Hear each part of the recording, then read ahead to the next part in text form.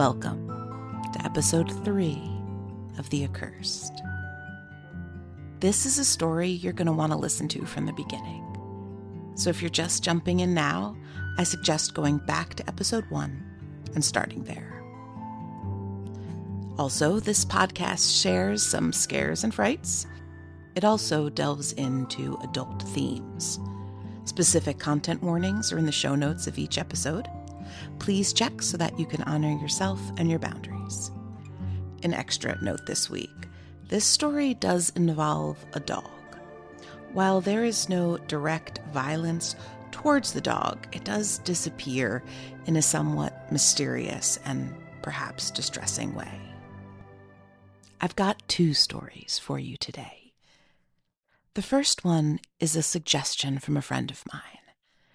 It is her current favorite, and it also serves as a good introduction to a recurring theme in these stories: the woods. In particular, the woods that border the family homestead.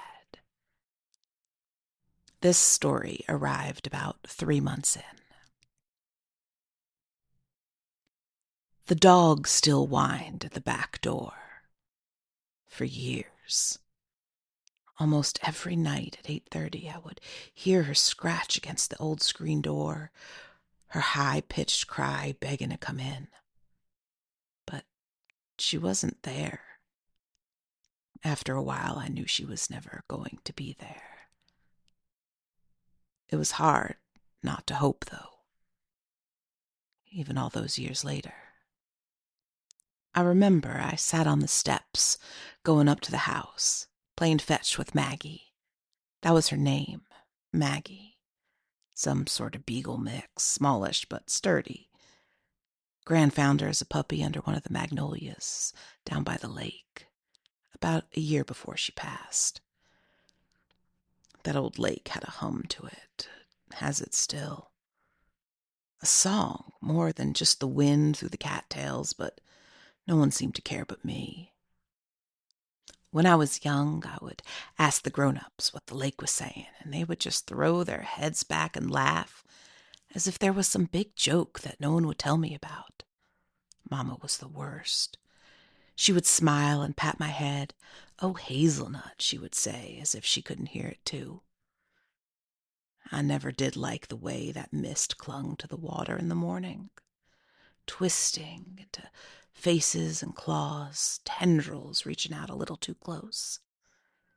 I wouldn't trust anything that came from out there, but Gran said she was just a puppy, awfully tiny, and would be no trouble at all. So I did what I was told and got the old collar from whichever one was the one who had it before, and Maggie was ours. I grew to like her. When I moved into the room upstairs, she would stand on my bed while I got ready for the night, looking out the window, looking out over the woods. And if there was ever a shimmer at all, she would growl. She never let anything show its face to me, more than all those other mutts did. When this happened, I had been at the house with Pop for longer than I usually was. Longer than I should have been. But no one knew where Mama was, and I think Aunt Grace was just plain tired of me. The excuse was always that Pop needed the company with Gran gone and all, but he only needed that old dog. It was nice of him to let me stay, though. It was dusk, and the shadows were pulled in tight against us. The nights had started getting chilly, and I shivered as a breeze blew through. I heard Pop driving up well before I saw him, the rumble of the truck and the crunch of the gravel from down the hill. I threw a ball, but Maggie heard Pop too and took off to meet him. She was a good dog. I had no reason to worry. This is what happened every night. She would run down the road until Pop stopped and let her in the cab. They drove back to the house together. I stayed on the steps, waiting. My eyes turned to the woods. They shimmered in that way they do, reminding me, daring me. There was something out there that night. Something more. I didn't like the way the air felt. A shadow moved along the old stone fence longer than it had any right to be. I should have gone inside, I know. None of it would have happened if I had just gone inside and started supper like I was supposed to. A noise came from the house and made me flinch. A radio where there should have only been silence. I could hear the crackle of the static, but that was all. I couldn't move. I just couldn't. It was all wrong. I wanted to be there with Pop, just in case, though deep under my skin I knew it wouldn't matter at all. I wish I could say I was relieved when Pop turned into the driveway, but I could see his face through the windshield. He had seen the woods as he was driving up. He already knew. "Get in the house," he hollered the moment he opened the door. I was "Get in the house," he yelled again, interrupting me. "You are just like your mother, I swear." He meant it as a slap, but it felt like a punch. I stood, still and steady. Maggie was out of the truck and jumping at his feet, wanting her treat she knew was in his pocket. The dog stopped first, hearing it before we could, but after a second or two our heads snapped towards the growing night, the stone fence. The howl was low, but piercing still. Maggie howled back, and the sound made my skin crawl. Pop and I locked eyes. We knew. He bent down to grab her collar, but she darted away, towards the noise, towards the woods. I didn't think. I just jumped up and began to run after her. I remember the way the world blurred around me, and I remember his voice, Pop, hollering for us to stop. By some miracle, we both did, though Maggie was still a length in front of me, Pop a ways behind me. Fear rushed through and stole my breath. I bent over, gasping for air. In the stillness, that howl persisted, deepening, stretching beyond where I could hear. Maggie twitched at the sound, but Pop hissed and she stopped, turning to look at him. I got down low, moved toward her slowly as I could, not wanting to startle her into running. "Hey, girl," I said softly. Her ears shifted slightly towards me. "Come on, Max, come on, girl." She turned back towards the fence, towards the woods, towards whatever was howling for her in the distance. Pop started calling for her too. He kept his voice low, but he called her name over and over. I heard him dig into his pocket and take out that bit of jerky he had for her. She turned her whole body as if whatever spell those woods cast was finally broken. I thought that might be enough, that she would trot over to him, get her spoils, and we would go in the house, shut the blinds, and lock up tight for the night. But she stayed put, her eyes focused on Pop, but her ears searching for whatever was happening over the threshold. I got down on my belly and started to crawl towards her. She wasn't far, not at all. My hand wrapped around her collar just as the howl began to spin in on itself, twisting into something that burrowed deep into my belly. It was high and sweet, a tune that never really was anything more than the way her mind made the day go faster. She'd sung it to herself while hanging the wash or making supper. It should have been sweet to hear a memory of Gran come to life, but I knew she wasn't there. I don't know where she went, but I saw her go, and it sure wasn't in those woods. Maggie began to pull, but I held on, trying my best to pull her closer. I was only 12, but I tried. The song grew louder, as if Gran were coming near. Maggie started to cry, whimper as if she were begging me to let her go. I could hear Pop saying, that it was okay, over and over. I wasn't sure which one of the three of us he was talking to. I pulled her quick. She shrieked, but I had her now in my lap, and I kept my arms around her, not sure how to move. She started to growl and squirm. I just needed her to stop. I needed it all to stop. Then he could come here and pick her up, or she would just follow us back in the house like she did every night. The louder that whatever it was got, the more frantic Maggie grew, and it got so loud that I could feel the world rumble in my chest. Maggie growled and thrashed. The wind shook the leaves, and the trees bowed towards us. It was a taunt from the devil, I swear. I heard Pop take a step, the gravel shifting under his weight.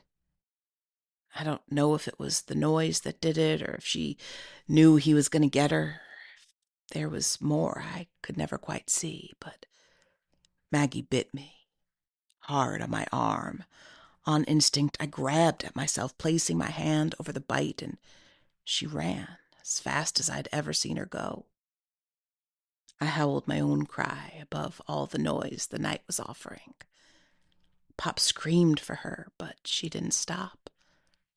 She jumped right over the stone fence and was gone. The world fell quiet again. Just the moan of my pain and the ragged breath of my grandfather remained. We stayed as we were until the wind kicked up. Seconds lightly, but time was playing her own tricks. He grabbed me and pulled me up before rushing into the house. Pop had me sit down at the kitchen table as he closed everything up. He was unsteady, holding onto the walls as if they would show him the way. It's the first time I ever thought that he was old. He cleaned the bite and bandaged me up. I watched his face as he did it. It all showed in his eyes, the fear tumbling against the grief, the anger. "You did good," he said, and gently gave me a pat on my hand. I broke into tears, sobbing that I was sorry, I was sorry, I was sorry. He stood, kissed the top of my head, and again said, "You did good." We ate in silence, only the wind making herself known. I was washing the dishes when I heard it. Heard her? Pops gave me a look that told me I should stop, to be still. I listened, not moving an inch. I swear you could hear her nails on the screen door. You could hear her crying, as she always did when she wanted to come back in.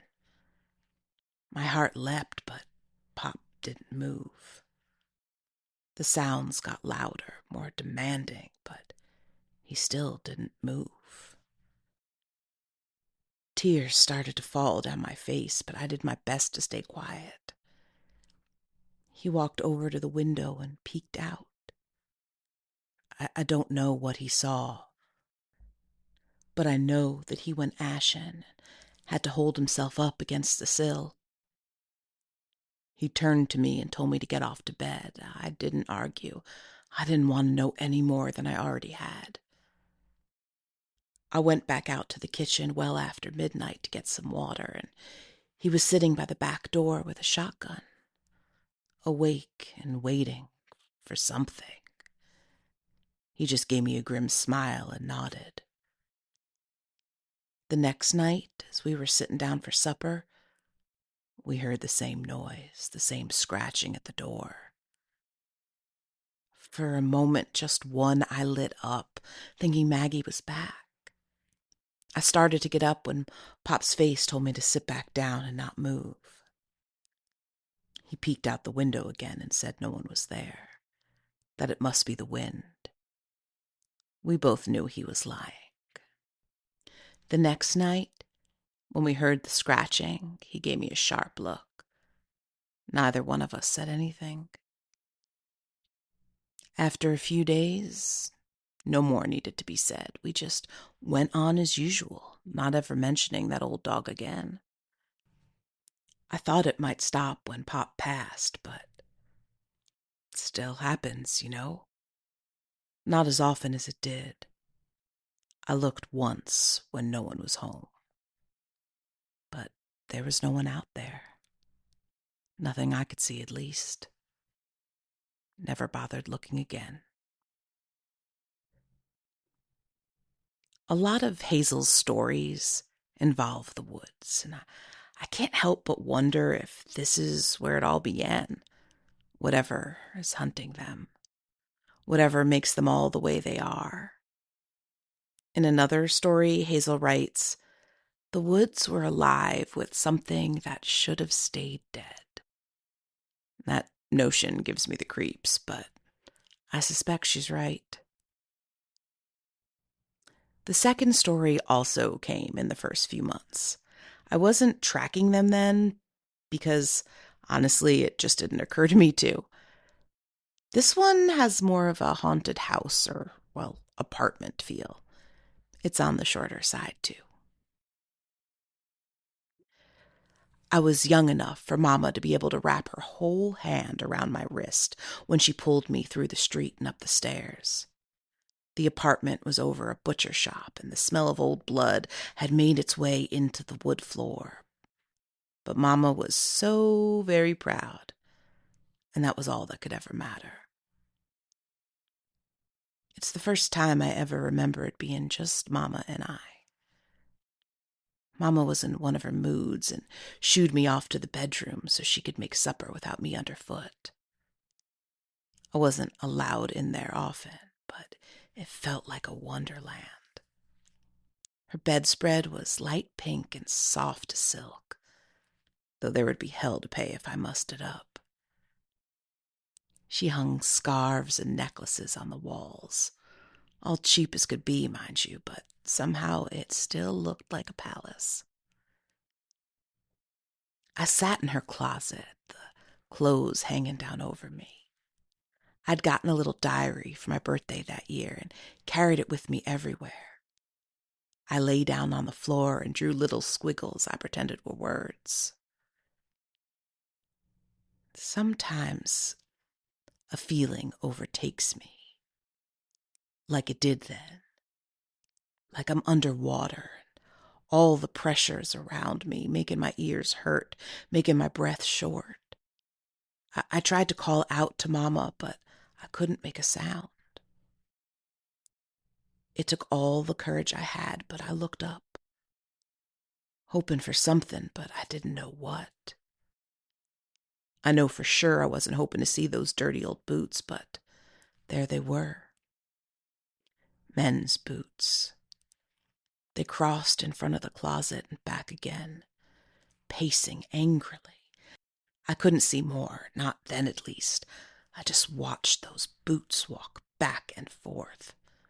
I held my breath, afraid of what would happen if I made a sound. I tried to draw myself back into the closet, but knocked over a pair of Mama's heels. He stopped, and the world softened for a breath. I thought that maybe he had gone. But then without warning, I saw those boots standing right in front of the closet. The hangers parted with force, and I heard him grunt and mumble. He looked right at me, but acted as if I wasn't there at all. I could see him, finally. Old blue pants and a shirt that was torn and bloody. His face was smudged with dirt, and his hair looked greasy and matted. He gnashed his teeth and turned away. I couldn't see him anymore. He just became a whisper. But I heard the rustle of the bedspread and then saw it being tossed to the ground. The bureau tipped over till the drawers opened and all of Mama's things were thrown to the floor. Even the big mirror fell and shattered. I heard him cry out, a wail that stung my heart. I closed my eyes, hoping it would all be over soon. Mama threw open the door, already screaming, "Hazel!" But she didn't get all that far. I heard her gasp. I stayed in the closet. Mama said my name soft like a cloud, but I was too afraid to answer. She came over and kneeled in front of me. She reached out and I scampered into her arms. I tried to tell her that I didn't do it, but she hushed me right up. We both slept in the living room that night.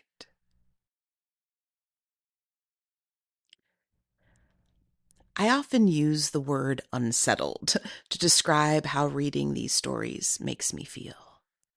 I keep trying to find a better word, but so many of the stories feel like they aim to dig away at the solid foundation I worked very hard to build. This one did that for sure. These are the sort of stories, experiences that I was terrified of as a child, something in my house, in my room. It's why I look around at night to make sure there are no ghosts, just in case. Well, that is what I have for you for today. If you've got questions or ideas about what these stories are, I would love to hear them. You can email me at joanna@theaccursed.com. Until next week, thank you for listening. The Accursed is written, created, and all around conjured by me, Anna Dane. You can find out more about the show over at theaccursed.com or on Instagram at The Accursed Podcast. You can find out more about me at joannadane.com. The intro and outro song, Cathedral, is provided by Moby Gratis. Want an extra bonus story? Sign up for our mailing list at theaccursed.com and one will be delivered right to your inbox. If you like the show, there are 2 ways you could help us out. First, please consider leaving us a review on Apple Podcasts, Spotify, or wherever you happen to listen. Second, share us with other folks in your world who might also love a ghost story. Thanks again for listening. Goodbye.